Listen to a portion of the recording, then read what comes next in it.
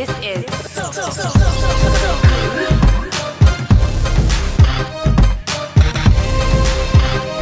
Right now, I'd like to call upon Dr. Lula Mariano, Deputy Representative for UNICEF. She will come and then introduce Honorable Yanswa Mukanga, MP and Minister of Transport, Works, Supply and Communications. Dr. Lula. Good afternoon. We're here for a very important meeting today. It's a meeting that allows us to take stock of where we are in innovations in Zambia, and we also have the opportunity to exchange and begin a dialogue that we hope that will be continuing for a long time to come. We are privileged in UNICEF to be part of this meeting and this Activate talk because we are particularly keen to have innovation become at the forefront of development. This is because in UNICEF, in a new strategic plan, innovation is a core component, particularly for equity. And the executive director has named 2014 as the year of innovation for innovating for equity. This is to celebrate the 25 years of, after the 25 years of working on the Convention on the Rights of the Child. It's particularly important because it's not because we've received a label that says that UNICEF is named one of the 10 most innovative companies in 2013. It is because we believe that innovation harnesses the heads, the brains, and the motivation of people, young and old, in the country and globally to move forward the agenda of development, doing things differently, not business as usual. So we're very keen on being part of this. And we thank the opportunity to stand here in Zambia with everyone, especially the government of Zambia, in moving the agenda forward. I also believe that it is important for us to recognize that we have an opportunity and some challenges that we can look at it together, explore them together, as we will discuss today, and come up with new ways of dealing with the barriers that are stopping us, that are holding us back. I appreciate that you have taken time to come, but I am not a keynote speaker, so I will just stop at there and invite the Honorable Minister of Transport, Works, Supply, and Communication, Minister Yamfia Makunda, and who is a Member of Parliament and also has graced this occasion very much. Thank you, Minister. Please. Thank you.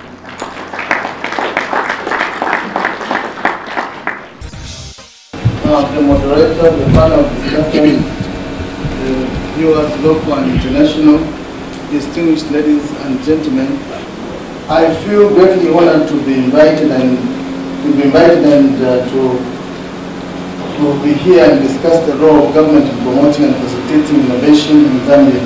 The government of the Republic of Zambia recognizes the need to promote innovation in Zambia as it is a sure way to breaking the shackles of poverty. As a government, we are excited at the number of innovations that are currently taking place in the country to promote and improve the quality of life of the citizens. To illustrate this commitment, allow me just to highlight some of the programs that the government of the Republic of Zambia has embarked on to facilitate and encourage the people of Zambia to innovate and find easier ways of providing outputs. Through the education system, Zambia has developed policies that support early child education by constructing and upgrading of primary and secondary schools.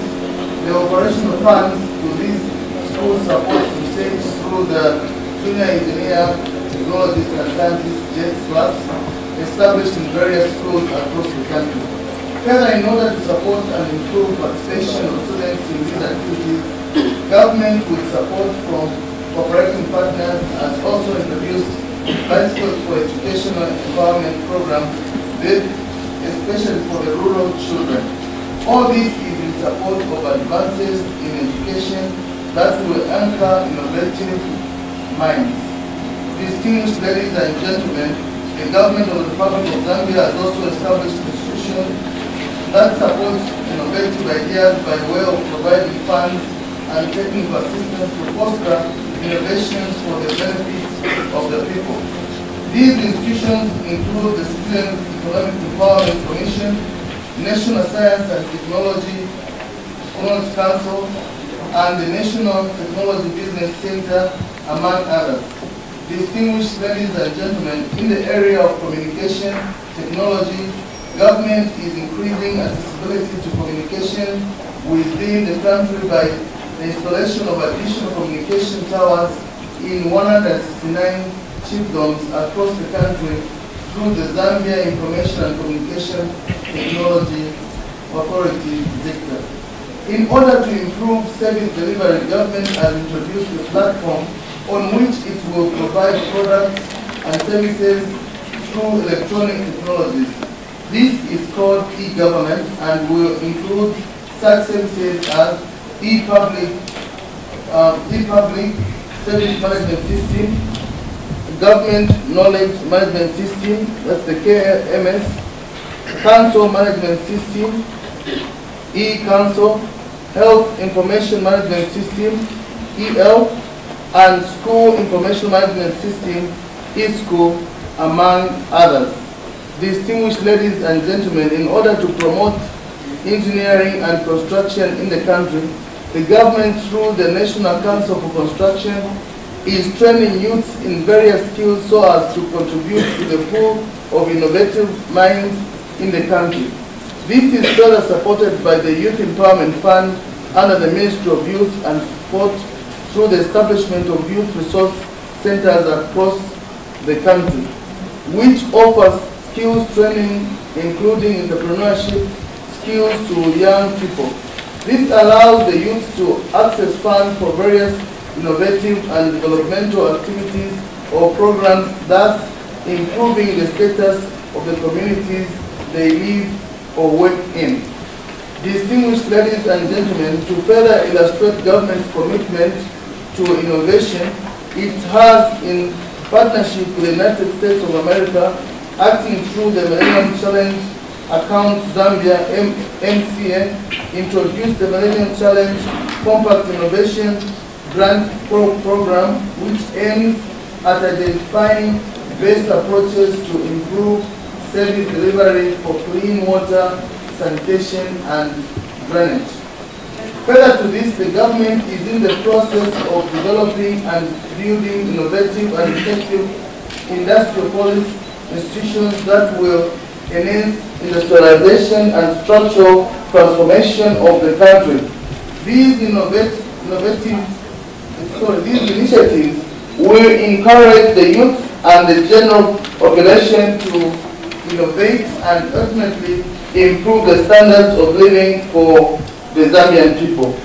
Distinguished ladies and gentlemen, the government is further establishing a Kaizen Institute to facilitate knowledge and experience sharing among stakeholders, especially the youth. The ultimate desire is to increase productivity in various sectors of the economy with attainment of efficiency in service delivery in the government system. The Kaizen is the Japanese model of development reflected as Kai, part of the Kaizen Kai, which means continuous, and then meaning improvement. Continuous improvement is the hallmark of development, and we all must strive to sustain our gains. Time is now when we need to take advantage of this conducive environment created by government so that we may have something to show at 25. Albert Einstein stated when he was referring to confusion, I'll quote, he says, confusion is when you do the things, one thing or the same thing over and over and expecting a different result. End of quote. And I would say that we as government would want to do things differently and want to do things better than before so that we can expect not only a different result but a better result. With these few words or few remarks, allow me now to officially declare the meeting opened, and may the Lord richly bless our President, bless our land, and bless us all in this Jubilee year. Thank you very much and good listening. Thank you.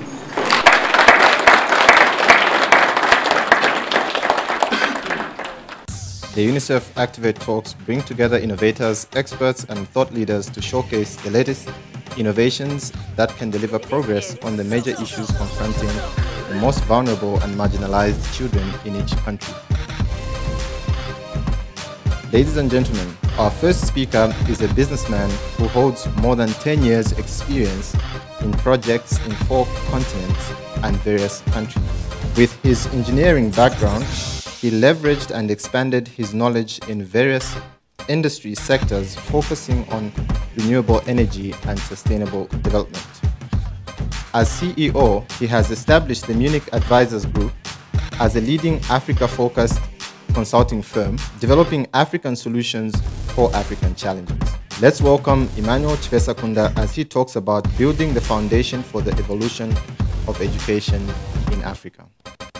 So, welcome, ladies and gentlemen, distinguished guests. I'm first want to thank UNICEF for giving me the opportunity to speak today and actually describe my project, which is named Building the Future Africa. The focus of the project is building the infrastructure for children and schools for children. And there we built a demo at Woodlands B School. And that's what I would like to talk about today. Explain to you the project, the drive, why we did the project. And what we had and the belief we had from the beginning was we want African solutions for African challenges. And with the belief everything is possible, that's where we started our project. What normally happens is that people say Africa is about diseases, Africa is about wars, Africa is poor, Africa has tribes, and also as well, Africa still needs foreign aid, and Africa has droughts, which you can see now. What I would like, especially the students which we have today here, is walk away and say Africa is actually capital. Africa is investment, jobs, talent. We in Africa are creative, and Africa is a beautiful country and continent, and Africa is foremost diversity and opportunity and potential, which we should lift. Why is that important? It is important because combined with the belief everything is possible, I know that we can achieve big things in Zambia, and if we all work together, the belief everything is possible will carry us to the next level of development. So when I started, I had the dream to say, what can I do to build the future Africa as initial thought. So I was thinking to myself, well, how can I do that? What can I do to actually achieve that dream? And what helped me again there was the belief and thought everything is possible, which was set out by my German mother and Zambian father, who brought me up in Zambia and Germany. This is important because I believed building a future Africa will enable children at the early stage to develop equally compared to westernized children by giving them the infrastructure required to actually have a conducive environment. So the thought was born, to transform Africa, we literally have to build the infrastructure for children to build the future for us. I knew I didn't have the billions of Bill Gates, I didn't have the power of a president or minister, but still what I had was the belief everything is possible, and the belief if I act locally, I can have a global impact. So looking into the situation where we started at Woodlands B, the first point we looked at was where does Zambia stand today? And with the Human Development Index, you can read here, Zambia is ranked amongst the bottom of the table with rank number 164. And what the government therefore planned was to roll out 10,000 classrooms to actually achieve that goal of lifting Zambia up the next level. To understand where we come from, I would like to ask you to raise your hands. Which of you present today was actually or went through a government school in this early primary school time? Wow, wow. So I see I think almost 100% of you have actually went through a government school. So I won't tell you anything new when I tell you that the indoor climate in the summer is extremely hot. If you look at the winter period, most children sit there with 1-2 pullovers because the environment is extremely cold. When it rains, children can't understand actually what the teacher is saying because of the noise through the rain. But also new ways of learning are not really possible because the environment is not inducive. Not even to mention the asbestos materials which have been used in the past, which are supposed to be responsible for cancer development. So what you see here is actually a few impressions of the Woodlands B school where we built the prototype, where you see on the left picture basically the ceiling with the dangerous roofing. It's very dark in the classrooms, and yes, the situation before is a picture of most government schools which we have at the moment. And what we then said in partnership with the Technical University of Munich, with UNSA here in Zambia, and with the Ministry of Education, let's try to lift the existing school system infrastructure to a new level by introducing the design you're seeing here. So one of the inputs was we want to use as much local materials as possible. We want a design which is as maintenance-free as possible. And we want a design which actually improves the indoor climate, hence the learning environment for our children. And on top of that, we also said we want an energy-independent building, hence we're introducing solar and biogas to make the whole system in itself sustainable and as a standalone system. In a nutshell, we wanted a green school. So what I've brought you are a few impressions about the school building. On the left side, you're seeing the earth bricks which we actually used. So these are bricks which don't use any cement. So they were taken out of the soil from the school on site. We put them into wooden casting forms and built those bricks for the school on site. Same with the roof trusses, where we used local wood. As you see, the building was progressing over the time. So total construction time was almost 6 months to come up with what you see here now, the finished building with the courtyard inside.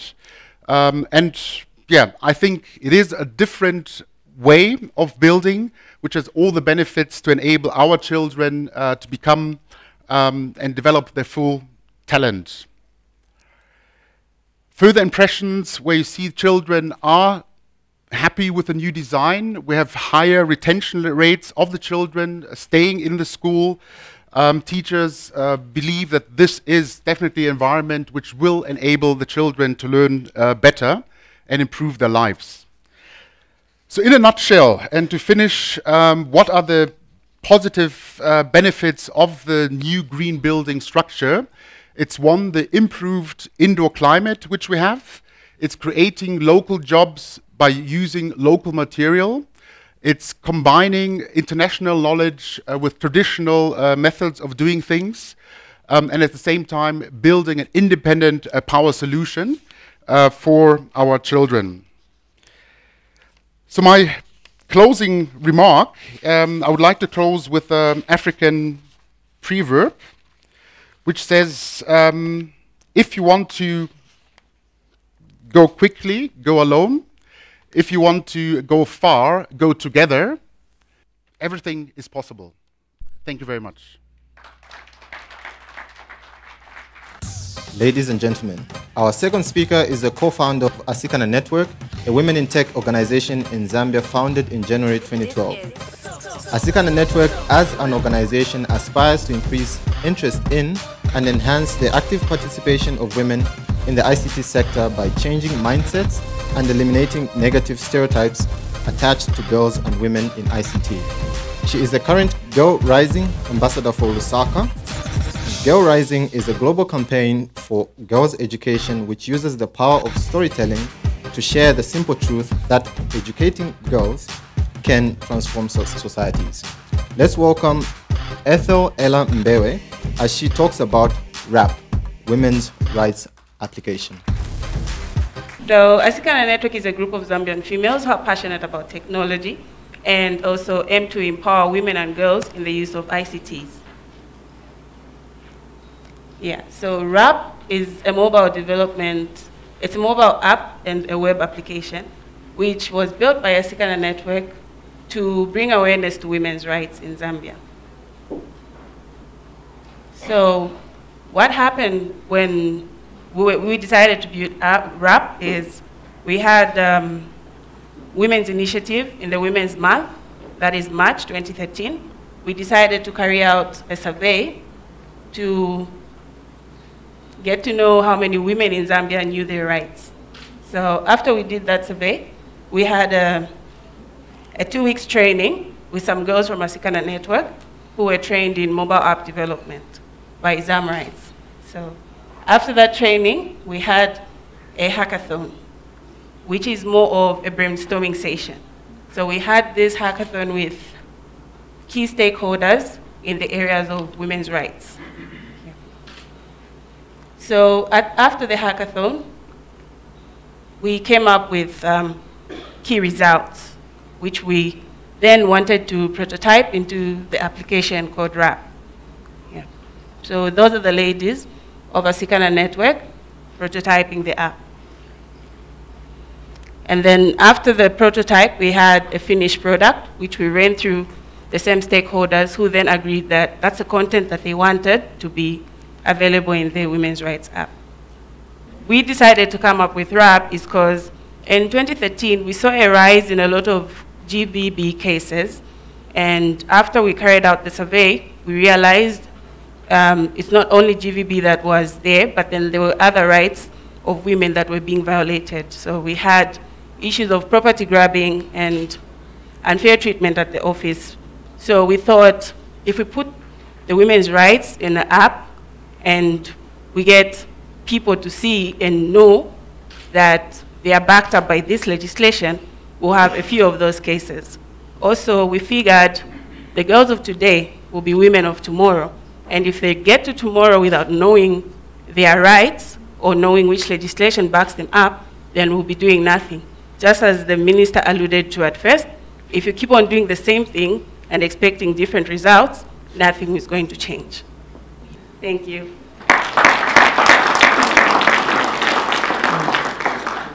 Our hashtag for the event is UNICEF Activate. Our third and fourth speakers will co-present a project called Zambia U Report.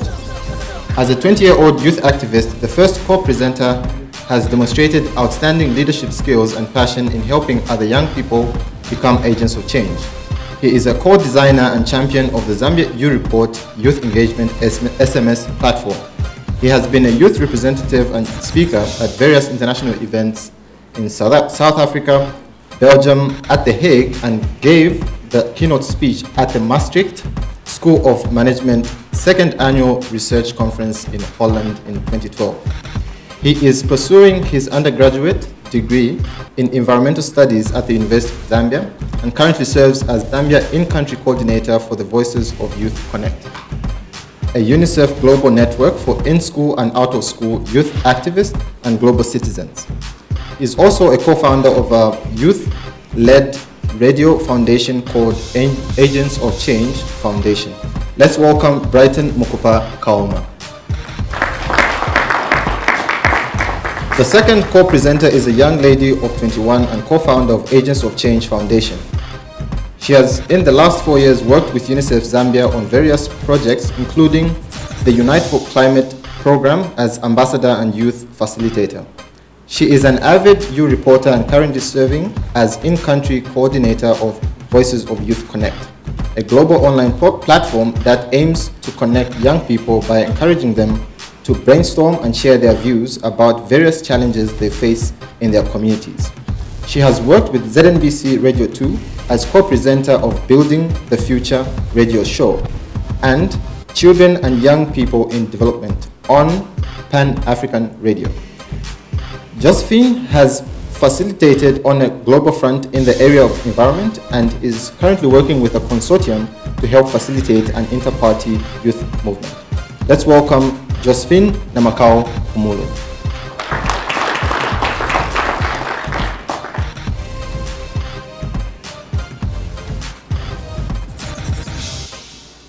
Thank you so much for this opportunity. I was just telling my friends behind there, I was saying I'm very nervous, and one reason is because I'm in this platform with the Honorable Minister, Yamfam Kanga. I was so excited when he came to meet us. And I have a whole lot of special friends in our midst. So I said, I am nervous, and they said, go out there and do it. So thank you so much for the opportunity. Again, I'm Josephine Namakao Kumolo. Thank you, and a very good afternoon to the Honorable Minister, all protocols observed, and all the students. My name is Brighton Kaum once again. I'm a youth ambassador for UNICEF, and also I'm going to co-present this presentation on Zambia Report, which is an SMS-based platform for young people to interact and learn more on issues to do with HIV and AIDS, as well as sexually transmitted infections. So pay attention, please, because we have a lot of very good prizes to give, because we'll ask questions at the end. Did you know that every hour, 3 Zambian youths between the ages of 15 and 24 get infected with HIV? Young people are more vulnerable when they have limited information on how they can prevent HIV. That is why we need you to report. As a U reporter, I can text my questions on HIV and other STIs. Trained counselors will respond and help me. I will know and benefit from available services near where I live, all for free. So I tell my children. And I tell my country. To tell all young people. To sign up for the U Report, all you have to do is SMS the word JOIN to 878. It's free. It is confidential. More than 20,000 Zambians have already joined. Join U Report today. U Report is a free, youth-friendly SMS information service on HIV and other STIs. U Report, your voice matters.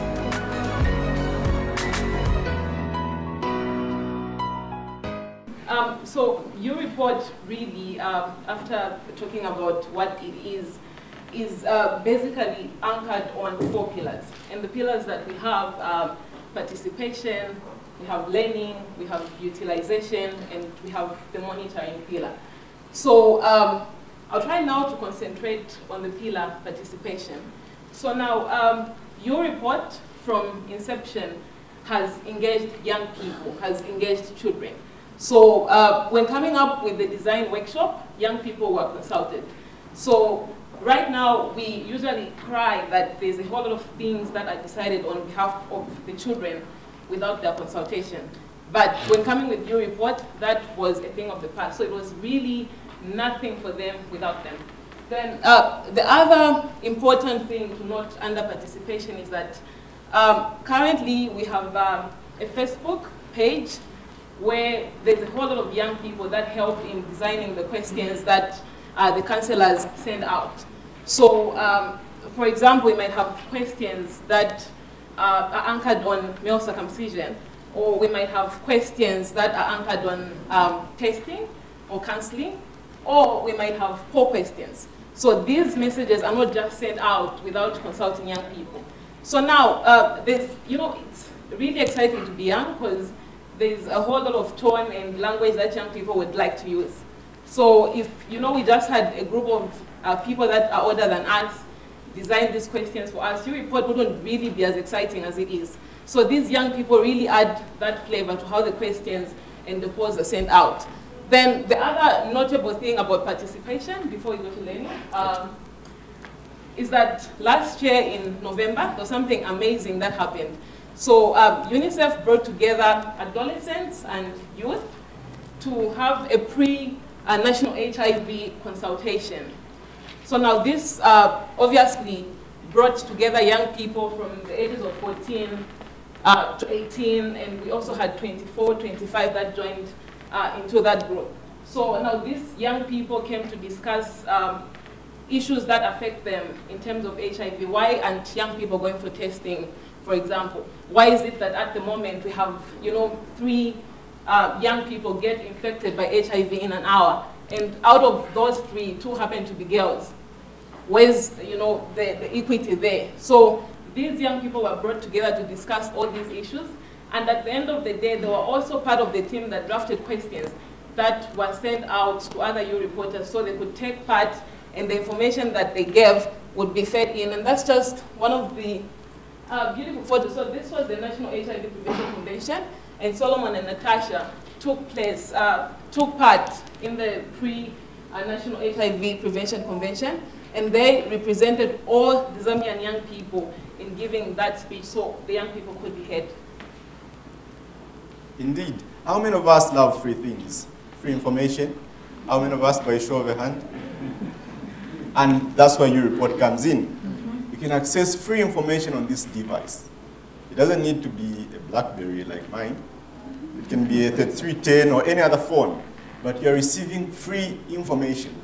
So Zambia Report gives you an opportunity to interact with trained counselors, HIV and AIDS, as well as sexual and reproductive health counselors, who give you information which is more personalized, confidential, and free. So as you interact with your reporters, you get to ask questions on issues that matter the most to you, but they have to do with HIV and AIDS as well as sexually transmitted infections. So when you send that question to a trained counselor, you realize that they're going to give you feedback right there and then. So when they give you that feedback, you'll be able to also share that information with other young people in your community. That's how you get to learn a lot of things via Zambia Report. I used to tell my friends that at university, we debate a lot in our rooms. Instead of calling them living rooms, we call them debate rooms. So most of the times when we discuss and we don't reach a mutual consensus, we consult Zambia Report, provided the discussion, or rather the debate, is about HIV and AIDS. That's simple. Okay, so the third pillar that we have is utilization. So again, that's a photo of Josephine that was taken a year ago, and that's Brighton and Peter. And there's really something amazing about this pillar of your report, utilization. And really, this is where I draw my strength. And I oftentimes share with people how I decided to really pay attention to your report. So I became a EU reporter, obviously, in 2012, in December. But then I thought it was just that thing, well, just get my phone and sign up and, okay, I'm a EU reporter. I didn't really realize the importance of this platform. So it was until EU Report came to Lusaka, when it was launched early last year, that I decided to really pay attention. And there was this striking day when I received a message, and in that message, they were asking if I had been for testing. So I said, well, yes, no. So, and it was really scary for me because I have been for testing many times. But then I just said, okay, yeah. So they encouraged me to go for testing, and they gave me the local clinic or health center I could go to in my area, which I did. So when I got back, and obviously at the local center I received good treatment. We all love that. And I was helped to calm down. But when I got back, I sat with my friends, my male friends, and we're discussing soccer and forgot about everything. So we saw a person pass in my community wearing a EU report. And for me, that was something that was striking, because I come from an area where, you know, information, like many young people there think, okay, information can't reach us. Information should be there, where there's Upper Mwamba and everything. So I was surprised, I was amazed, I was happy to see someone in a EU report t-shirt. So I approached the guy and asked him, and he told me, oh, I got the t-shirt from a brother. So it was then that now I engaged my friends I was with to also sign up for EU report. And from there onwards, I used that opportunity. I looked at my community and said, there's a whole lot of young people that need this information. So I decided to stand up and say, I'm going to be a EU reporter, not just by name, but a EU reporter who is going to make a difference a U report who is going to get a whole lot of other young people to sign up, a U reporter that will make sure that we have 50-50 registration as opposed to what we have now, because Brighton is beating me and he keeps saying, okay, we have more guys than girls, something that's sad. So I decided to really work hard in my community. That is why I love this pillar utilization. Exactly. Your report also gives you an opportunity to find the nearest HIV testing and counseling center in your area. So you can send an SMS asking where you can find the nearest HIV testing and counseling center in your area. Remember, when signing up, you had put your location. So to enable the counselor to refer you to the nearest HIV counseling and training and testing center in your area. Then that information that you feed in, because of course, there are also times when young people are also asked to answer certain questions. So for instance, a poll might be sent to 5,000 young people who've signed up for your report, asking if they had gone for testing, for instance. So when that information is fed into the system, that information is also consolidated and used when making policies. So when policymakers are devising policies, the information from your report is also utilized in that manner. Okay, so before, our presentation was pretty short, but before we go, we played the video, and we want to know if people are paying attention, including the minister. Everyone, this is a challenge. You have a prize that will be giving away. So who signed up for your report? Okay, who signed up? Okay, so we need, you signed up? The lady in the back. Do you want to come to the front? Thank you. Or even from there, can you tell us how you managed to sign up? I had to say join to 878, and it was free. After then, I received text which invited me to say my age, location, instead. After I did that, then I became a new reporter. Awesome. Okay. See us after this presentation. We have something good for you. Why do you think it's important for you to send your correct age and location? Okay. No, I think. Yes. The gentleman in pink. Good afternoon. My name is Noah, and I am actually part of the Aging for Change Foundation. The reason why you are required to change your age, location, and your sex is because first, the location is for referral purposes. Like they explained, it's easier for the counselors to tell you your nearest testing center to give your location. And then for age, appropriate information needs to be given to appropriate people. You can't give information that is meant maybe for someone who's 21 or 14-year-old. So age is very important because information given has to also be relevant. And then for the sex, the same situation. Information that is required by a female girl, or a girl or a guy. Thank you. Thank you. Thank you so much. I'll take you for a movie. See me after this. So good. So the presentation was well understood. The presentation was actually short, as I had earlier alluded to. So at the moment, we have more than 61,000 young people signed up for your report. And this is something that's really, really exciting. But Brighton and I were talking. We thought, okay, so JJ, as strong as she is, we do not have parity in as far as registration is concerned. So we have more guys than females. So that's something that we want you and us to work together towards. So we see a situation where we have 50-50 registration. So thank you so much. There's a whole lot of people, 61,000 young people have signed up. They believe in your report. I believe in your report. Brighton believes in your report. So let's get more people signed up. So remember, SMS the word join to 878 to sign up for your report. It's very free. We love free things. Thank you so much. Thank you.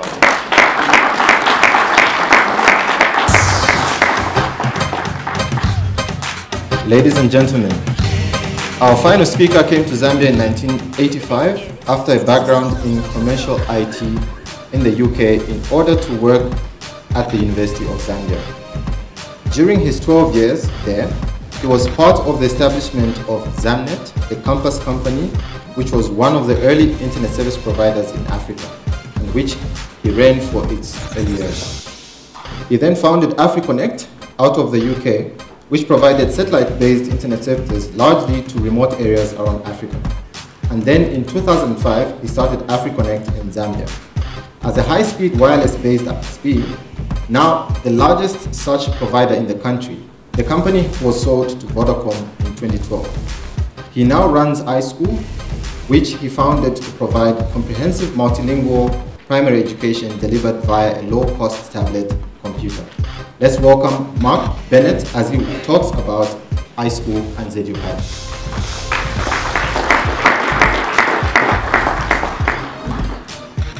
So I've been given 5 minutes to talk about reinventing education in Africa.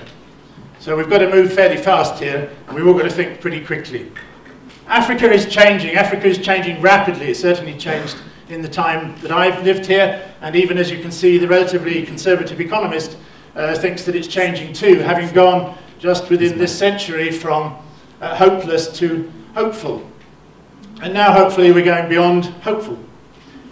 So we're rising extremely quickly. As you can see, our population is rising as well, and if anybody's worried about too many Chinese coming into Africa, you just look what happens by the turn of the century. 4 times as many Africans as Chinese. So it's time for the return ticket, I think. So it's going to be, you've got a huge and massive population rise that's going on throughout the continent. And at the same time, we've got a very good economic development. So this country's economy is growing at 7% or so, not uncommon around the continent, although we're doing better than many. But we have a problem that we hit before too long. At the moment, most of our wealth is derived from digging holes in the ground, extracting minerals. But if the economy is to grow and actually have an effect upon the mass of the population, then what has to happen is that we have to do more with those minerals that have come out of the ground. We have to start processing them. We have to start adding value to them. We have to start deriving secondary economies. And in order to do that, there's a number of prerequisites. And one of them is a good education system. We have to have a more skilled workforce. And yet, at the moment, we have many problems. Because of the rising population, we don't have enough teachers, we don't have enough schools, we don't have enough textbooks and other resources in the classroom. We've got large class sizes, and we've got lack of motivation. A lot of it arising from the fact that quite necessarily, as a result of all these other things, a lot of the learning that's going on in the classroom, which is why I've highlighted it in big letters, is based around rote learning, memorized learning.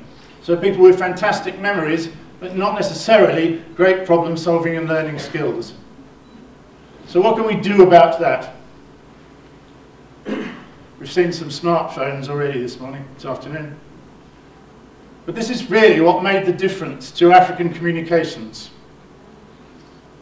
This $10 60 kwacha phone is what's now possessed in some way or another, or accessed by about 90% of the population in this country and more widely further afield.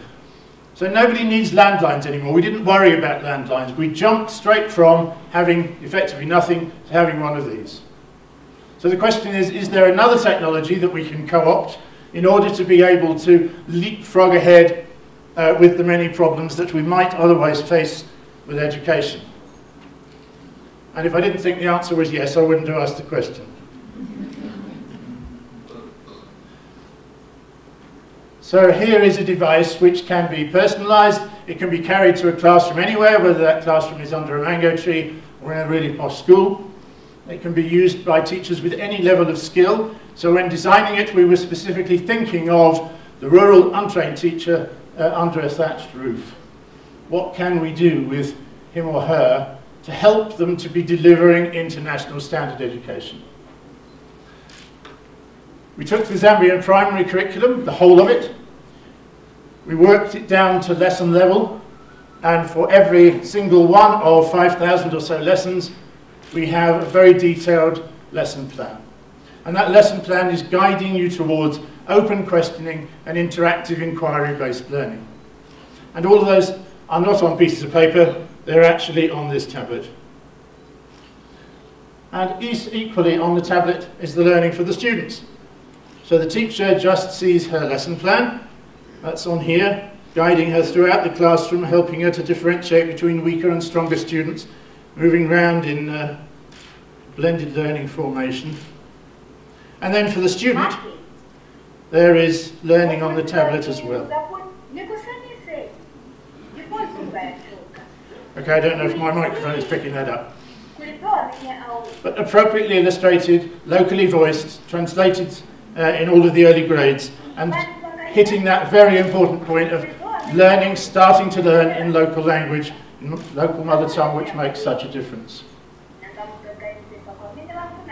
Thank you very much, Mrs. Mumba. Yes. Excellent. Star of the show, Mrs. Mumba. And also on the same device, there is actually a one-year teacher training course to help those same people after we've taught them and after we've mentored them. Talked to some of the high school staff who are here this afternoon. And we continue that through into helping teachers in the classroom. So here is a typical classroom. The picture at the top is actually in Kalingalinga Basic School, just down the road.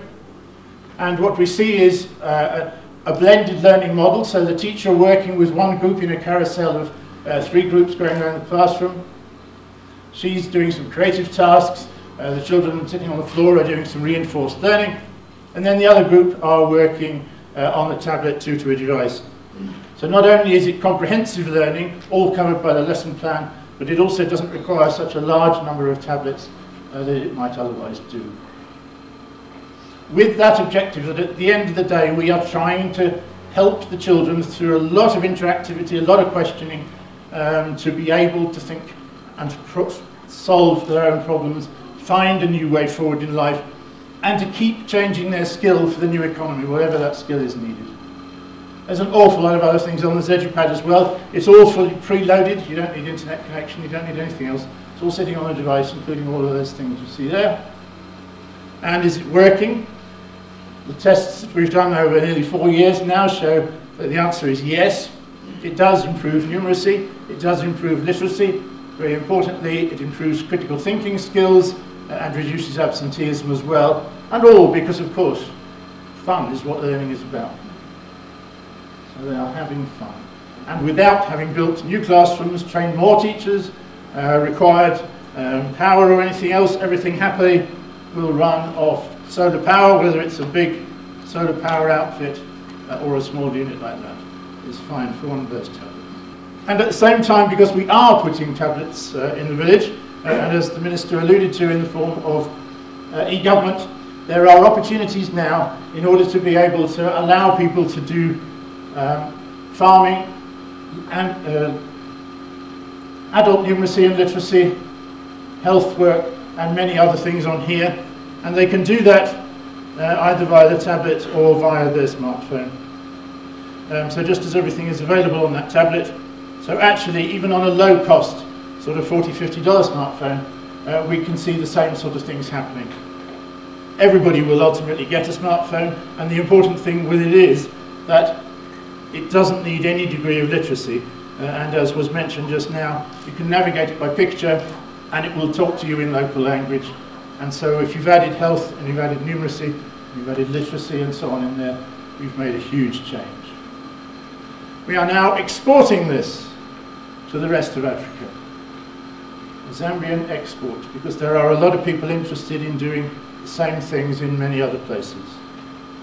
Education can change, and really we do have the opportunity for the first time to use a new technology to leapfrog over everything else that has got in our way in the past, and to make huge changes to the way that we think about learning, and we can be ahead of the rest of the world in actually delivering this new style of learning. Thank you.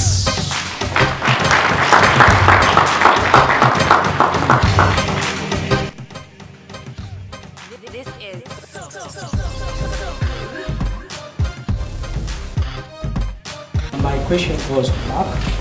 I like your project, but the challenge is what is on the ground in the Zambian economy. You're looking at more than 80% illiteracy level in our country, and when your main focus, you really had to hit a little bit about the rural areas. But my concern comes in, we've got a big challenge for like in the rural areas, where we have so much illiteracy level starting from their parents up to their kids, then there is no much importance of education. Then the other challenge comes in. When you, the other challenge comes in, I don't know about your devices, if you be distributing free of charge, or you try to bring in the government to say that they subsidize and the like. But when you look at the income of the people that is on the ground, the masses, the income is very low. So what is it that you are trying to really put in place that it's really going to really affect to the masses? My concern is not to the few elite, but my concern is to the masses that is on the ground who cannot afford. Thank you. Thank you. I'll ask that Mark answers after everyone second questions. I'll ask that you be very precise with your question because we do not have too much time to take questions. The next question for the U report, young people. Please raise your hand. The gentleman at the back there.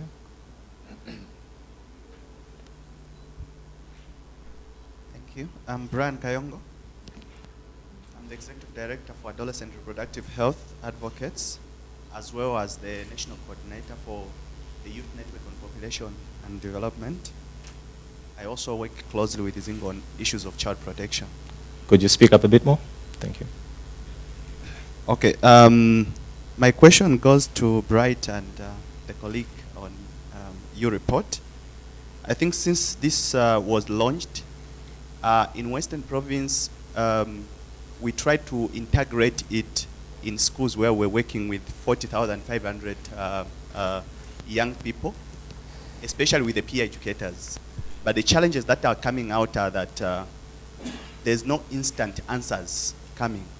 They would send to the number, but then they would get the feedback later, maybe the next day.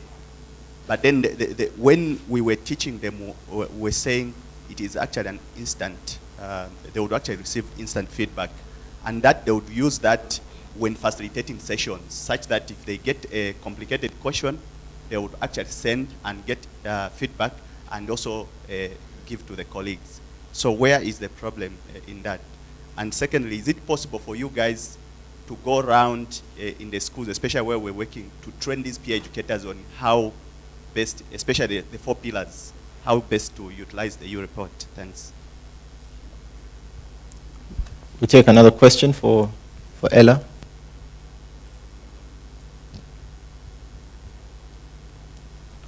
Sorry, I meant to, it's one question per... One question per Okay, per I'll come speaker. back again. Then. All right, thank you. Question for Ella with us, the RAP application.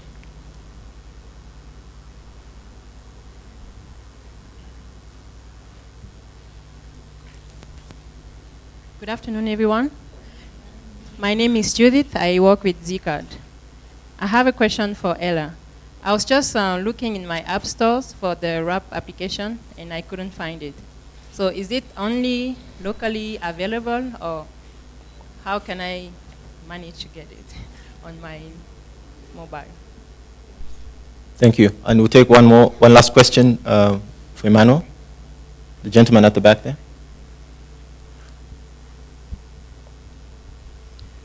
Thank you. I'll still come back though. Quick one. It was a beautiful presentation you made on the ideal kind of a classroom, especially that I've been to many schools that I've seen.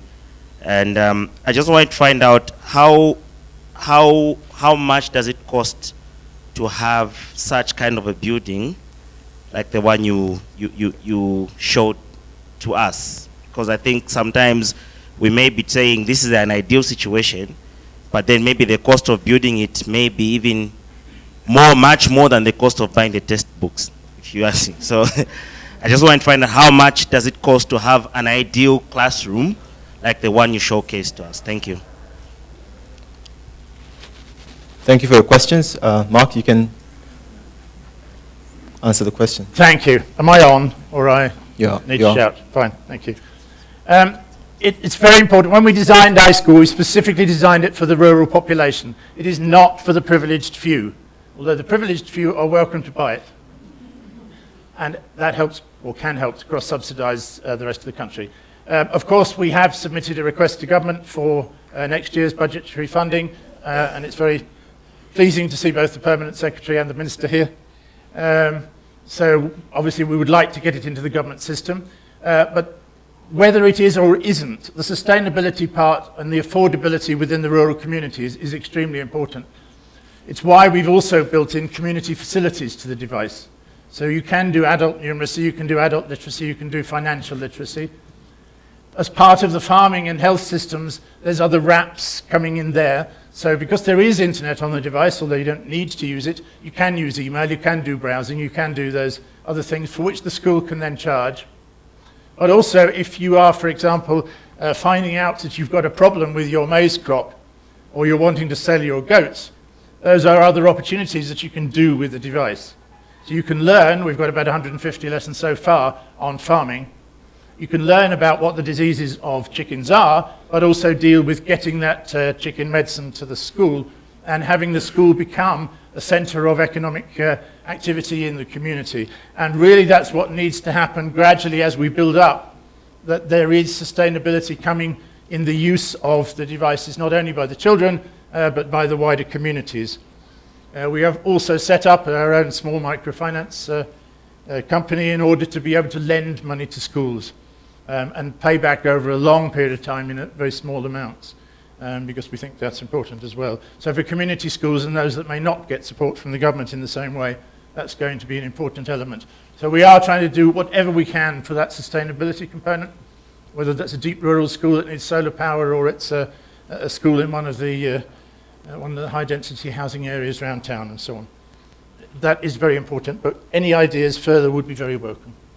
Thank you, Mark. Brighton and Josephine, there was a question, I think, about response times and getting the right answers on the platform. Thank you so much. Thanks for the question. So initially we had challenges in terms of personnel, so councillor challenges. So the ratio was quite demanding. So we would have a whole lot of questions for just so many councillors. But that's a problem that's being worked upon and things are improving. Then it's also important to bear in mind that we, at the moment, have issues with network. So at times the response will not be that prompt, and this is obviously due to network failure. So that's the reason. Then there was another question that talked about us making sure that this campaign is rolled out to schools. That's something that we're doing on a large scale. So apart from just going to the schools and making sure that we have that interaction with the peer educators in the schools, we also use radio to make sure that your report reaches a whole lot of people. But that is something that we are doing in schools. And obviously you would agree with me that this is not something that would do in a day. And that is why we are really relying on you people, that when we speak of your report, you become so motivated that you could also do the simple, small things in your own ways and making sure that your report grows big in Mongo, which is my hometown, that someone that's coming from Kasama and is inspired by this project goes back to Kasama and rolls out this project. So at the end of the day, it's not really about a few faces that you see on the posters. It's really a campaign for every Zambian that wants to make sure that we reach an HIV-free generation pretty soon. Thank you. Brighton, you want to add something? And there are a number of stakeholders. We have CHAM. They actually engaged young people, went flat out in communities as well as in schools, trying to help people sign up for the Zambia report. And we're also trying to make sure that we send the information viral in our universities and in our community schools about Zambia report. And one piece of advice, Richard Branson keeps on reminding us that when someone offers you an amazing opportunity and you're not sure you can do it, say yes and learn how to do it later. And your report is that amazing opportunity that we should say yes to and learn how to do it as we go on. Thank you. Fantastic. Ethel, there was a question about the Android store. So the app is on our website. There's a download page on our website where you find the two links. There's one that leads to the web app and the other one that downloads it to your phone. And through the App Store, you can have RAP from the internet.org app that was launched 2 weeks ago, which is on App Store. It's on that internet.org because it's free internet access when you download that app. Yeah, just to add on, so Facebook launched the internet.org app, which is available on Airtel, and you can access a lot of content for free, and the RAP app happens to be on that same app. Yeah. Emmanuel. Yes, thank you for the question. I was told for you to hear me, I should hold this up somewhere. So don't be surprised when I stand here like a Christmas tree. But it was a very simple question. Is it cheaper? Yes. Why? We are using sun-dried clay bricks. So we don't use any cement in the walls, therefore save all the cement which you normally would use in building up the walls. So that's a big cost saver. So yes, we are in discussion with the Ministry of Works, with the Ministry of Education, and we have built this prototype, planning next year to further build prototypes to test it and to make sure it is available in a Zambian context. So yes, it is cheaper, and we hope the government can do with the same budget more schools over the next years. Great, we have about 3 minutes. You can ask any of the panelists here if you have a question. The gentleman at the end there has had his hand up first. At the end, right at the end. The white collar. Hello, good afternoon. My name is Muila Luando. I just had 2 questions. The first one was for the U report. What validation process is there that an 8-year-old won't register on the system with fake details and fake age and start using it for another method? And then to Mr. Burnett, I just wanted to find out, is there an analytic tool at the back of the system which helps to identify how people use trends and also the learning disabilities or challenges that kids are having with the system? All right, I'll let Mark answer his question. Andre, who is the software developer for U-Report, I think is better placed to answer your question on U-Report, and he's he's right there. So I'll let Mark answer while the mic gets to Andre. Thank you. The answer is no at the moment, because if you looked at the picture of what's happening in Kalingalinga School, you'll see that the children were sharing the device A1 between 2, and then it moves around the classroom. So actually we can't get the children to log on and we can't monitor their progress. We are at the moment building a back-end app for the teacher so that we can see which lessons the teacher is going through and in what order and on what date and so on, and then that information gets sent to the headmistress and onwards as appropriate. And certainly once we get to the stage of children sharing less, then we can do that, and we would very much like to do that, because then we can send messages back to the teacher of such and such a pupil is requiring help in certain area, and their learning can be adapted to their development. So it's a good question. Andre, you can just introduce yourself and then answer the question. My name is Andre Lefa. I'm a developer on Zambia report. So to take your question on how we ensure that, for example, somebody underage does not sign up. Unfortunately, with the technology we're using, that's simple SMS, we cannot verify that the details are correct 100%. What we do, though, is that to ensure that the messages going out are not explicit, for example. So even if it's an 8-year-old, a 9-year-old asking a question, we have comfort that the answer they are getting isn't sort of going to corrupt their morals. You may call it that. And just to sort of add to that, you also have to think about the reason an 8-year-old is going to get a phone and send a question. Maybe they can't ask anybody around them, and they feel the only people where they can get information is through your report. So I'd say that's a good thing still. I'll take one more question. Gentleman here. Thank you so much. My name is Kudakwashe, and I'm the youth focal point person with UNFPA. I just have a quick question for the high school. I don't know if this is the appropriate time to ask this question, but I wanted to know if at any point, if there are plans to integrate sex education or reproductive health and sexual rights education with the modules that you are loading in that page. So I'm just trying to figure out if that is in your plans or you might face some obstacles to try to integrate. Thank you. Yes, and it actually relates to the last question that you were asking. We cover everything in the primary school curriculum, and therefore we do cover a lot of issues of growing up, if you like, and disease and so on. In grade 3, you're learning about malaria and dysentery and cholera and typhoid and so on.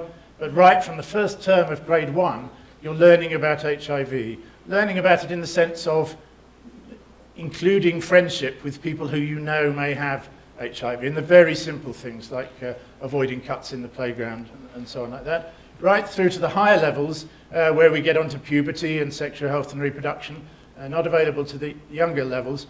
But importantly, we think that when the children are sitting there, two to a device or one to a device, and with their headphones on, that they will engage with that content in a way that may not be so easy for the teacher to deal with. So when we're looking at girls' rights issues and we're looking at early marriage and so on, which we deal with, it may be harder culturally in a larger classroom context of 80 children to deal with that. But where it's 1-to-1 or 1-to-2, it's much easier. And so we do find that some of those issues are getting actually well discussed. Thank you, speakers. You can take your seats now. Ladies and gentlemen, let's give a hand to our speakers. There is a cocktail right after the event, so you have a chance to meet with them and ask them questions if you didn't get a chance to do so. The next part of the event is a panel discussion. This afternoon we'll explore ideas on how to improve the innovation ecosystem in Zambia in order to create a more conducive environment for innovating for and with children. And it's important that the with is included in that statement because we cannot just leave the children out of the innovation process. It's how do we take into consideration the views of the children. And your report is one good example where in the creation of the software itself, young people were involved, of course, in various workshops. But it wasn't just a formality. Their views were taken into consideration in building this amazing platform. And when we look at the ecosystem, it's a very big picture approach. The question is, how can we work with the different players in the space in order that we can meet our goals as well and meet the goals of other players? Now, in the innovation ecosystem, there are, of course, different players, and research is one of them, education, intellectual property, commercialization support, startup support, entrepreneur development, regulatory environment, and of course appropriate incentives. That is why even on our panel we've got a representation from various individuals, namely of course from the Ministry of Education, from UNICEF Zambia, from some of the other organizations that are working, you can say, from bottom-up approach, Asikana Network and Bongo Hive. I remember one of the concerns when we were putting together this panel was whether we had enough women representation on the panel. So it's good that Dr. Hamid is not present today. That way we can at least have a more balanced panel. All right, so just to get straight into this, and welcome. How are you doing? You're doing great. Yeah, just trying to make you as comfortable as possible. The first question is about your work. And what do you do and where do you see yourself in the innovation ecosystem in Zambia? And we'll start with Dr. Lula. Thank you very much. I work with UNICEF, and as I alluded to earlier, UNICEF is very keen and considers innovation to be central to development and particularly to the promotion of equity and child rights. It also, UNICEF is an organization that also values youth and child participation, and this is an opportunity to harvest and harness all their intelligence, capacity, creativity through platforms that they're more familiar with than those who are gray-haired like myself. So really we are, with UNICEF, very keen on having innovation become quite central.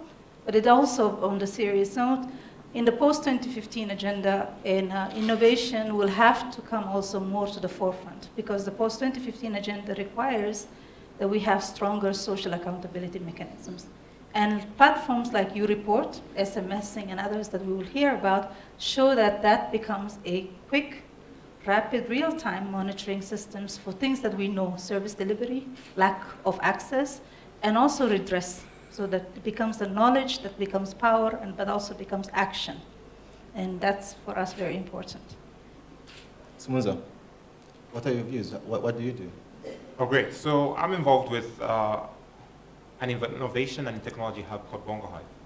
And what happens with this hub is that we provide support for entrepreneurs, and largely entrepreneurs that are involved in web and mobile technology-based innovations through three vectors. One is an affordable workspace through a co-shared working space, training and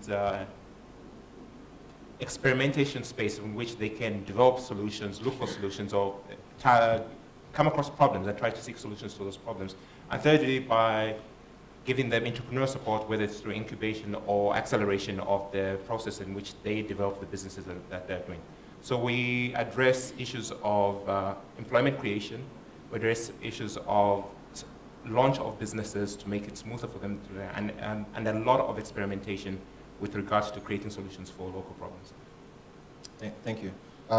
Dr. Patrick Nkanza, as Permanent Secretary of Ministry of Education, Science, Vocational Training and Early Education, you obviously have a big role to play in the innovation ecosystem. And you can talk about it. Yes, I work for the Ministry of Education, Science, Vocational Training and Early Education. Specifically, I'm responsible for science, technology, innovation, technical education, vocational training, and higher education. I have an engineering background. I'm an engineer. I spent my early life as an academic, teaching, and now I'm a civil servant. We'll let Francis Bolokoso from Google give us his views as well. He, of course, does not live here, but it's good to have you here so you have an outside-in view and perspective on what is going on in the country. You've been around now for a week. I'll let you speak for yourself. Sure, thank you, and thank you for inviting me. I work for Google based in New York City, and I'm here looking at three core areas to promote the internet ecosystem. First area we're looking at is access, so we're speaking to internet service providers as well as policy regulators to come up with creative ways and solutions to increase internet capacity while reducing costs. The second area is relevance. So we've noticed that there's a lot of offline content in Zambia. So again, we're looking at creative solutions to put more content online that will become searchable and accessible. And lastly, sustainability. So we're looking at places like Bongo Hive, where we can speak to the tech community and developers, again, work with them to produce high quality content. So I'm glad to be here and also glad to be a member of this team. Thank you. Thank you, Francis. Tsenga. So I work with Asikana Network, which, as my colleague introduced earlier, is an organization that focuses on increasing the participation of women and girls in the tech space. So our role in the ecosystem is to bridge the gap between what people learn in schools and how they can get into the workspace. So we work very closely also with Bongo Hive with regards to helping them become entrepreneurs. And our three target groups are girls who are in high schools and girls who are in college, as well as girls who are just entering into the tech space. Thank you for speaking about that. Now, as we go on in our discussion, we will begin to see a lot more about how we are working together or not working together. But for now, I just need you to state exactly state just one thing that you feel is the most important thing that you're doing at the moment in terms of the innovation ecosystem at the moment. What are you doing that's different from every other person? What are you doing that you feel is really helping people innovate, whether within the organization or outside the organization? Well, I think, innovation is not an event, it's a process.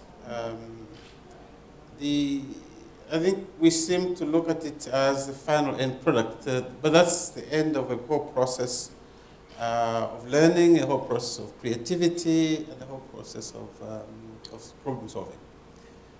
So I think the important thing is create an environment that allows young people to be creative, to innovate, and to solve problems. So from where we sit as the Ministry of Education, or responsible for education, it is important that we have an education system and the curriculum that certainly that creates the problem-solving approach and the creativity in people, and not give them a chance to be innovative later in life. And I think that unless we do that, unless we create that environment, you are unlikely to have a creative society and innovative society. So from where I sit, I think that is something that's very important. And all manner of inputs that go to help that process, obviously, is useful. Some of the examples we've heard this afternoon are clearly inputs into the whole process. Lula, you had something to say, really? No, I really appreciate the fact that the Ministry of Education and PS has spoken, because the first killer of innovation is rota learning. The first killer of education and innovation is thinking that you stay with what you've been taught. It's problem solving at the core. And I'd like to add to the words that Francis has spoken about earlier. The ecosystem includes private, public, and private not-for-profit in that sphere of work and of areas of work. So in our area, in our sphere of work, in the UNICEF, UN systems and agencies working together, we believe that the one thing, if you have to reduce it to one, would be catalyst. We are a catalyst to working together, to facilitating different groups to work together, to see what we can push forward and give encouragement sometimes. It doesn't even require resources sometimes. It's encouragement for things to move forward in the right direction. Our biggest challenge to moving forward and having an innovation is staying in silos. So the sooner we break silos and we become collaborative, the better it is for us to create an environment that allows us to innovate, to be innovators, and to be creative. I'll let the others chip in as well. Well, from our end, what we can say is that with regards to, I love that you've talked about silos just now. And we find ourselves in a space where information technology cuts across the various sectors that you have within the economic space. Whether it's the economic space or the sustainability space or any space that you've got, information technology will come into play there. But it's important that even if we have graduates that are coming out of school or we have young people that are beginning to seek solutions to answer this question, it's important that we take them into a space where, regardless of the place that they're in, so whether they're interested in agriculture, they can start to ask the questions of why aren't we achieving certain goals within agriculture, for example, or how can we expedite certain processes.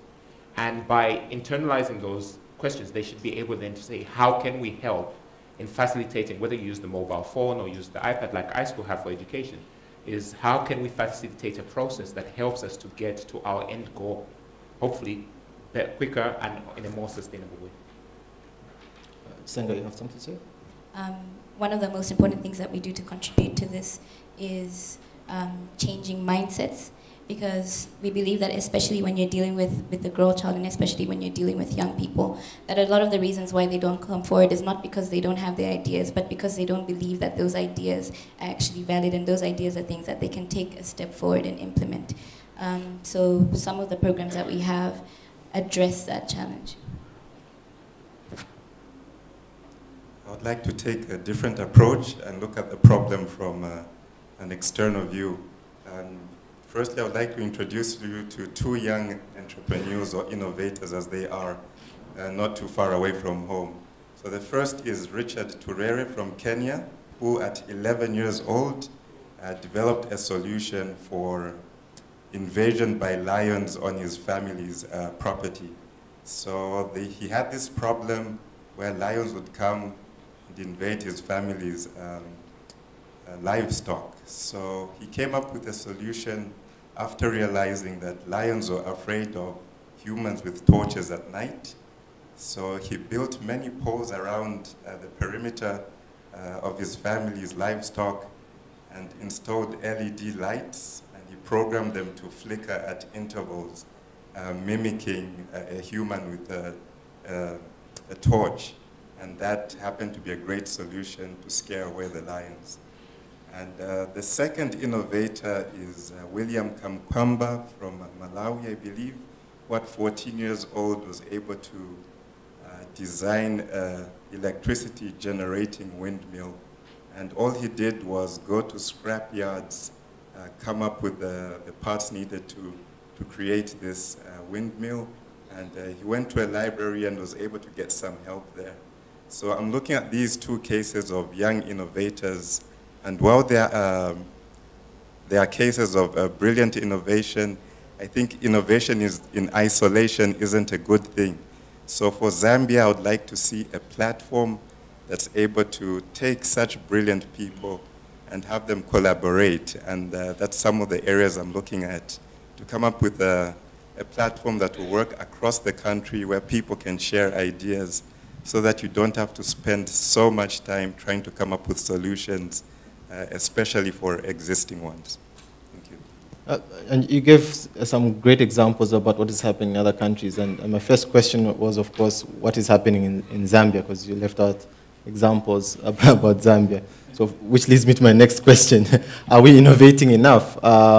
Why are there no success stories like those coming out from this country? And of course, you work at different levels, so obviously you would have varying views about what is working or not working in different stages. Well, I don't think innovation is always a wow outcome. It's the decisions, the quality of decisions.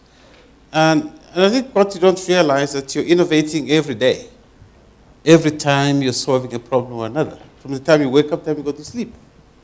What we don't realize, of course, is unconsciously that we are actually solving the problem. Now, it's the quality of your decisions as you go along that determines the way the society moves. And if you're in any occupation that you're involved in, able to solve problems and to create solutions to some simple problems, then that's a great step. And it doesn't have to be, you're very few and far in between, big products, and that's really not the issue. The issue that we need a society that is able to solve problems as they move along. Let me give you an example of something we've been doing in the ministry.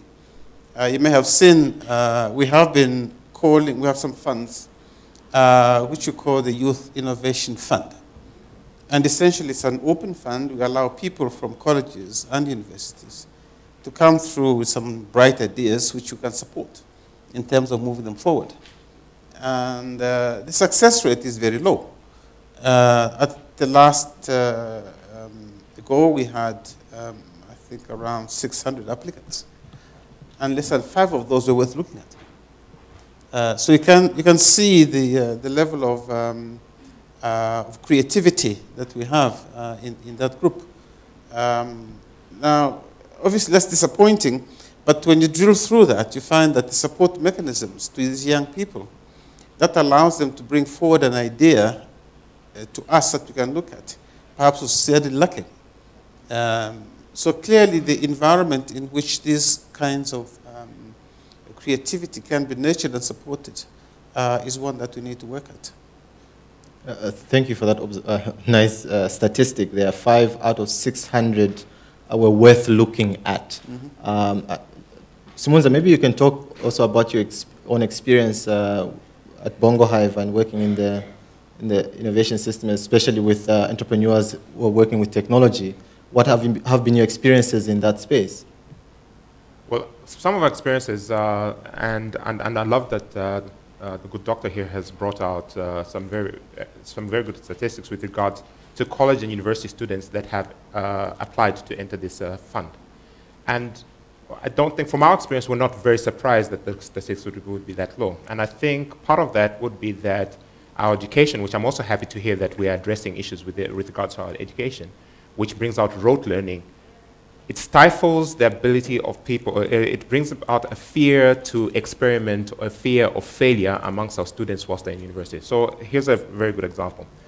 If a university in its School of Science, for example, in your first year gives you an exam and then says that for the test that you're taking, you get 1 point for the correct answer, you'll probably get a 0 for not answering the question, and then you get a -1 for getting the wrong answer. if I realize that the potential of me getting wrong answers is going to be higher than me getting right answers, I'll not even attempt to answer those. And over the years, I then learned that I should not try to give wrong answers. I should not experiment if I don't know the answer. So you find that sometimes we get people who are given a task. So for example, when you have a hackathon or so on and so on, people are afraid to try, people are afraid to experiment, even when there's no teacher trying to mark them on that thing. And in the process of innovating, and I do agree that innovation is indeed a process, in the process of innovating, you need to accept the fact that there are times that you're not going to be able to get the result that you want in the 2 months that you promised yourself, in the 3 months that you promised yourself. But by trying and going back to the market and then coming back, going to the market and then coming back, and then finding the actual solution that for what actually works within Zambia is when you actually get a product, whether you want to take it to market, but a product that actually works with the Zambian people because you've tried it over and over and over again. Thanks, Munza. Dr. Mariano, UNICEF has done something different by opening, or they're going to open an innovation lab, which is, I think, the 14th in the world. Now, you are beginning to partner across different sectors, if I can say so. The partnership with Bongo Hive is the example here. What are your learnings already from that? Or what are your goals? What do you want to achieve with such a partnership? Because no other organization has done that in this country. And what can we learn from that? Yeah. Well, we're pleased to be part of partnerships because I don't think, as we said earlier, and I think every one of the panelists has responded to, none of us can work in isolation. I mean, it's rare when we do have. But there is also a nurturing environment. UNICEF is pleased that in Zambia we have the 14th lab, innovations lab globally. And so we've been named the 14th country that is actually starting an innovation. And that means partnerships, and we're happy to be partnering with Bongo Hive, with different groups, and including Google. Now, looking at ways of moving forward the thinking process, we recognize also, remarks were made for the colleagues before, we recognize that between coming from a traditionalist, very silo-oriented, don't think, as you so eloquently put, and, but respond to what you were taught, to having a creative space takes a transition. And that transition requires a lot of good partnerships. It requires for all of us to put our heads together and recognize also that failure is also a learning process, right? Failure in itself, it's, you really cannot figure out that it's worked well. But you need to have that space and the entourage, including parents or including teachers, who allow you to be nurtured. We cannot find creative minds activated when they're in college if they've been stifled in middle school, in high school, particularly girls. We're finding there's a lot of girls out there who are not directly but indirectly, how would I say, discouraged from sciences and things that really would open these other avenues. So we really feel that as UNICEF, we need to broker that discussion across the different areas of work, different partnerships, in order to create an enabling environment for a transition, working closely with the Ministry of Education, working closely with partners who are in the field, but also working closely with the media and others to make sure that this discussion doesn't stop and get aborted early. Basically, that's our role. We are a catalyst, as I said earlier. Yeah, and building on that, I don't know if any of you have any comments on what she has talked about. Okay, and just building on that, what would be the ideal innovation ecosystem? Because these are now the closing remarks. Who do you think would be the next step for you in your individual organizations? What are you looking at now? You have a partnership with Bongo Hive now. Bongo Hive has its own partnerships. Locally, what is the next thing that you want to do in terms of partnering with different organizations? It could be something you dream of. And I'm asking this because there are a whole lot of partners here. So it's more like a wish list. Mark is there. You could say we want to partner with Mark. Or things like that. But I would like us to think a bit outside the box here. What do we want to do next that we think could add value to the innovation ecosystem? If my question is clear. If it's not, I can repeat it. Your question is clear. It's a bit simple, though. I mean, I don't think there's one silver bullet to solve the problem. I think it's a number of steps by many, many people. There is room for all of us to do something about the problem. Clearly, from where I come from, we have a lot of work to do in our education and training system to create that. And even just within that classroom, a lot has to happen. A lot must happen to the teacher. Because that interaction between the teacher and the learner, that relationship perhaps needs to be modified if you want to create creativity in the learner. So the way you teach and the pedagogy has to change. Implicitly, the way you train teachers has to be modified. The environment in the classroom, the assessment systems that we use. I mean, currently, we have a very examination-led system, you know, very strict examinations. And one can question that. Is that the right way to run an education system? We can discuss that. Right through, from early childhood learning right through to university education. In many instances, our tertiary institutions are not, in my view, sufficiently creative institutions. They're teaching institutions. There's very little creativity going on there. For very good reasons, I must say. I mean, it's not fault of their own. But the problem is still there. I mean, so right across the spectrum, there's work to be done. And around this, of course, you have all the good partners and stakeholders with whom we must create synergies in order to create that environment. So sorry, I said it was simple, but now you see it's a very complicated question. Exactly. And I was looking for concrete steps. Maybe the ministry has particular plans that they would share with the audience, if there are any. Yeah, well, certainly. I mean, I've just described a lot of problems, and across each one of these, there are some attempts. You will notice that early this year, the minister launched a new curriculum framework. And if you read that document, this is a significant departure from the way the system has been run before.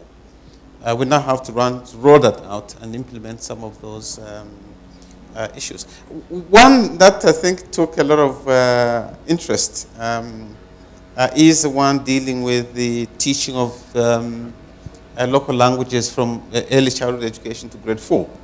That was an interesting debate. But it was premised on scientific findings, and I think there's evidence to that. That children at that level and that age acquire knowledge better, participate better, if they are presented the materials and the problems in the language in which they're familiar, as a very basic principle. And I think what the EduPad has done exactly that. I have one, and I've gone through it. So, you know, at a certain age, it gives you the interaction in your local language. And that was a significant innovation, and a lot of people did ask a number of questions around that. But when you drill through it, you find that if a child at age 5 is presented with problem-solving opportunities in a language they can't understand, obviously, you have a problem. One thing is they might feel intimidated and not participate at all and withdraw. And that already creates a problem. However, if the problem is brought to them in a manner and language that they're familiar with, then their creativity can be motivated and worked upon and improved. So all those little things do add up. And one can do a lot of things. I mean, I can't go through the whole education system from the early childhood education to university education. But there are reform processes at every stage in order, finally, to create what I would call a knowledge and creative society through the education system. Thank you very much. Yes. Senga, would like to say something? Yes, I would. So our concrete next steps, of course, as everybody on the stage has alluded to, is to see more interdependency and closer linkages between the different players in the ecosystem. But we would like to focus especially on the young children, the young girls, and we would like to see more entrepreneurial thinking. We would like to see them being exposed to more entrepreneurial thinking from the time that they're young. So one of the projects that we're working on in Nasikana, which we do often, which we would like to scale up through the partnerships with UNICEF and iSchool, in this room are that we go to high schools and we speak to the girls and we train them in basic computer literacy. And because we believe early exposure is one of the most important things at this stage. If we're hoping, as you said, to have a knowledge society by 2030, the Vision 2030, then we believe that obviously we have to work as much as possible with the children now and with children in the future. And then the other thing we'd like to see more of is the inclusion of people in rural areas, people who are outside of urban societies, because it's easy for us to sit here and talk about innovation and talk about all these solutions without actually thinking about what ideas they have to bring to the table. And they're the ones who know most about what innovations can have a better impact in their own communities. So one of the things that we are doing to address that, which we're just starting, is a project where we're getting 10 girls from rural schools in rural areas and taking them for an expo in South Africa and then bringing them back and then getting them to then implement projects within their own community. So Mark, we're also hoping to collaborate with you because we'll need some ZU pads. But then just to wrap it all up, as Mark alluded to earlier, everybody is rushing towards Africa now. Africa is rising. Africa is the next economic frontier. And we're in a strategic position right now to determine what the next 50, 100 years be like, instead of us standing here and complaining about being taken advantage of for the last 50 years. So I believe that if all the different players collaborate, we can be in a position to turn this around and make it work to our advantage. Thank you, Dr. Nkaza. So Bongo Have is in the process of developing an acceleration program that allows people with ideas. Now remember, an idea is not a business yet. So if you've got an idea, to go through a process that allows you to test your idea and find out whether it's actually a viable idea or a marketable idea, and then go through the process of learning how to build the business model around the idea. So for example, we could work with the Ministry of Education, with the Youth Innovation Fund, for example, to find out which of the projects within here are likely projects that could become sustainable businesses if developed, and take them through the process of testing those ideas and then launching off the businesses of those ideas into the market so that there's a better success rate, as opposed to Simunza came in, wrote a nice paper, and then went and failed miserably because he didn't know what the next thing to do was, or he bought a double cab van as soon as he saw the money. Then other partnerships include other entrepreneurs that are here within this space, or other partners that are within the space that are interested in giving practical advice or practical help to entrepreneurs within the space, so that within this incubation program they get real world value in implementing these various projects that we come into that space. So that's something that we're very keen on developing. Thank you, Simunza. Dr. Mariano. Thank you very much. First of all, I'd like to start we would like to work and see more of the different departments, arms of government, and create an enabling environment. Because government create the institutional and legal frameworks for private sector, private, not for profit, as well as the public sector to work in. So to have an enabling environment, we need to be also participants in analyzing what in the government frameworks that are there create an environment that is inclusive, and how to reduce the barriers which are there either by historical or for lack of specific points that allow us to operate in the field. I'd like to also see that within this inclusive knowledge-based learning environment that we'd like to all of us see, to see what are the key things that we need to take into account. And I really appreciate the Oksana and representative. Really, the majority of Zambians are living in rural areas. So we shouldn't live in a bubble and think we're going to focus on what innovation we can do in our neighborhoods of Lusaka. We need to look at what can we create an enabling environment so that the people who are living far from the roads, far from the hubs and centers, can also be reached so that they can be helped in creating solutions that are locally appropriate for their situation, and basically creating an environment. But also we need to also recognize that there are programs in place that need to be supported, such as ZICTA's program for expanding access. right? So partnerships that can be built to increase that access so that we can reach as far away into the hinterland as possible. Equally, we need to recognize, I think we would like to really see that there is a high cost. I'm very happy that the U Report team spoke about it's free to the user, but it's paid by somewhere else. So that free to the user needs to be nurtured, but as the pool expands, it becomes costly, so that we need to start having high-level government have a dialogue with the carriers to reduce the cost, because though it is coming down, it is still prohibitive, and it becomes a barrier to accessing this critical information. Now, I was really inspired by this young man that you spoke about, Francis, earlier, who had to go into a library and find out. Not many libraries are available. So having an online environment that allows children who are more fortunate than some of us have gone through school to have that exploration. So create that online environment, so that, but it still needs an access, a connection. So the program of increasing access is critical to the future development of a learning and knowledgeable society. I think it's also the last point I'd like to make is that there is also a need to go beyond proprietorial. So we are for UNICEF, in UNICEF and the UN, we're for open source, for moving things forward so that everybody can share in the wealth of the knowledge that we have. So for us, it is an incredibly exciting time. It challenges us, and it should challenge us to move forward in our thinking, because we do need to make sure that everyone has access through partnerships and through collaborative efforts to reduce the cost, increase the access, and make people avail themselves of the knowledge that is out there. We shouldn't be having people sitting in corners reinventing the wheel simply because they do not know somewhere else it has been done. So for us, it's really important period in our development work. Thank you, Dr. Mariano.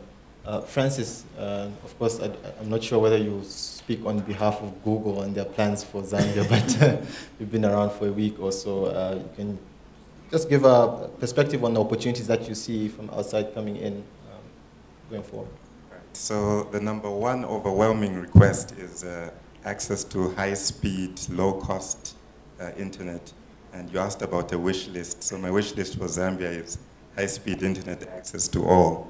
How that will happen, there are a series of ongoing discussions in the process, talking to policymakers as well as internet service providers, so something's in the works. But I've spoken to a lot of young developers and just general users at large. That's a pain point, a frustration, but there is some hope and there are some solutions. So that's certainly something that can be addressed in a relatively short period of time.